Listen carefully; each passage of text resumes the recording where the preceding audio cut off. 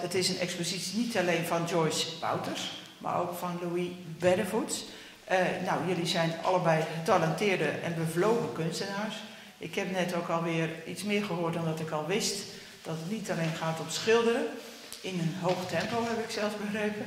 Met heel veel productie. Want dit is het resultaat van 1 jaar, zei mij. Nou, ik vind het ongelooflijk hoe iemand in 1 jaar zoveel moois kan maken.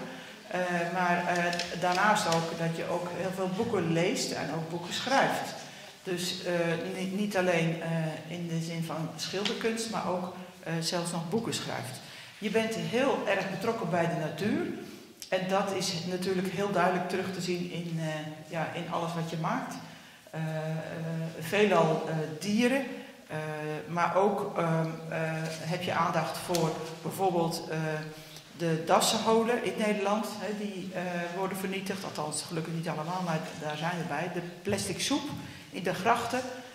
Je bent heel betrokken bij de leefomgeving en de natuur. En dat wordt heel duidelijk in deze expositie. Je toont ook de ijsberen die lijden onder de smeltende ijs. De pinguïns die dood aanspoelen, gelukkig ook niet allemaal. Maar ook door de overbevissing, het gebrek aan voedsel voor de dieren. En dat inspireert jou buitengewoon. En daar maak je heel veel mooie werken van. Maar daarnaast zijn er ook aquarellen waarin je juist op hele grappige wijze de dieren afbeeldt. Nou, hele mooi vind ik hier aan de rechterzijde van mij. Dat is een zebra. Hij springt heel hoog over een waslijn. Dus ja, op een hele grappige manier worden op die manier de dieren en hun kudde uitgebeeld. Nou, daarnaast is jouw echtgenoot, Louis Beddevoets, of jouw partner, kunsthistoricus, waarbij je kunst van verschillende kanten kunt bekijken. Na zijn pensionering richtte hij zich op beeldhouwen van steen en ook nog eens van een speciaal soort steen, heb ik mij laten vertellen. Het zijn beelden die juist weer een hele realistische ook inslag hebben. Toch met een klein abstract laagje zou ik zelf wel willen zeggen, als ik het nu allemaal zo bekijk. En het is natuurlijk heel bijzonder dat jullie samen deze expositie hier in het kerkje, in Waterlandkerkje doen. Want het is denk ik heel mooi om te zien. Kunst is er op heel veel verschillende manieren. We hebben in de gemeente Sluis cultuureducatie Zeeuw-Vlaanderen. En dat is juist bedoeld om kinderen op hele jonge leeftijd, op de basisschoolleeftijd, al interesse te tonen in kunst en kwaliteiten en interesses die de kinderen hebben. Die vieren toevallig dit weekend hun 25 jaar bestaan in Oostburg. Er was gisteren het officiële aftrap van. Vanavond is daar een toneelstuk, want ook toneel heeft natuurlijk veel met kunst en creativiteit van doen. En ik ben heel trots op dat ook in onze gemeente juist kinderen van jonge leeftijd al kennis maken met kunst.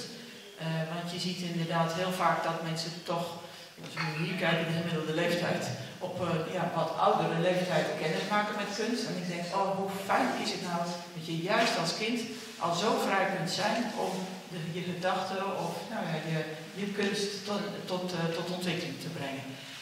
Dus ik hoop ook dat heel veel van de jongeren die betrokken zijn bij cultuureducatie, dat die ook een kijkje komen nemen hier in Waterlandkerkje, om zich ook juist weer te laten inspireren hier door jullie kunstwerken. Ik wil jullie bedanken voor alle inzet en de interesse om hier de expositie te houden. En vooral ook iedereen die dat mogelijk heeft gemaakt. Want dat zullen jullie vast niet met z'n tweetjes hebben gedaan. Dat is ook dank aan heel veel andere mensen. Proficiat met deze officiële expositie. En nog heel veel jaren in goede gezondheid. Met heel veel mooie werken wens ik jullie beiden van harte toe. 6 jaar geleden verhuisden we, mijn man en ik, vanuit Noord-Holland naar een buitengebied. Ons huis is aan alle kanten omringd door akkers. Op een dinsdagochtend hoorde ik geweerschoten. Een groep mannen met geweren paradeerde pal langs ons hek. Ik voelde me een beetje onveilig en ik schreef op 10 december 2018 een brief naar de burgemeester.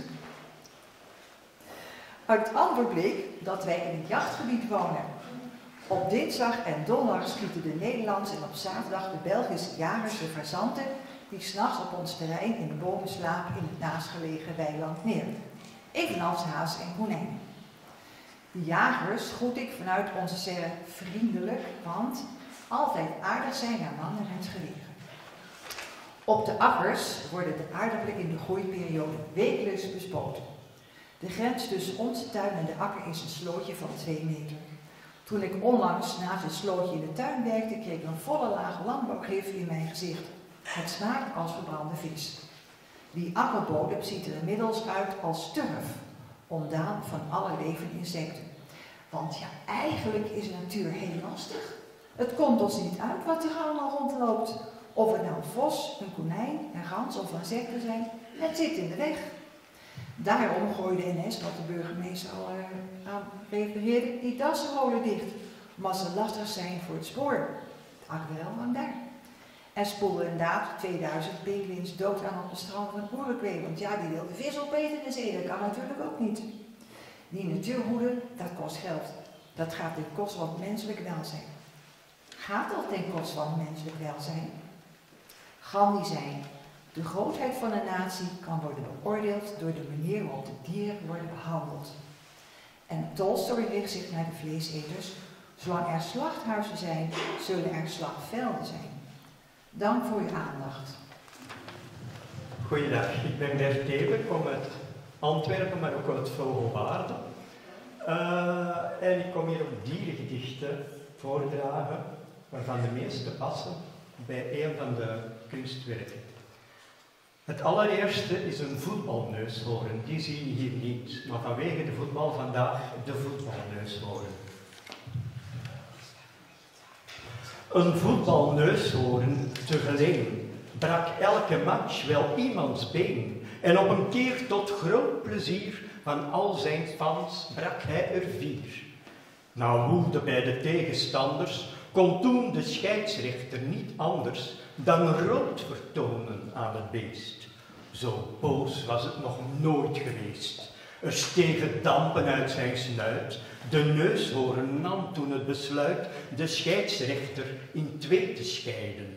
Diens broze stukken floten beide de wedstrijd af als ook van Tijn. Toen werd het oorlog op het plein. De neushoorn raasde met geweld door voetballers en voetbalveld, door al de straten van Geleen en ook door de politie heen. Daarna, alsof dat zomaar kan, verwoestte hij Afghanistan. En later, meer op zijn gemak, deed hij hetzelfde met Irak. Wat kan men kinders hieruit leren? Althans, als men graag slimmer wordt. Het is wijzer niet te applaudisseren als men geweld gebruikt bij sport.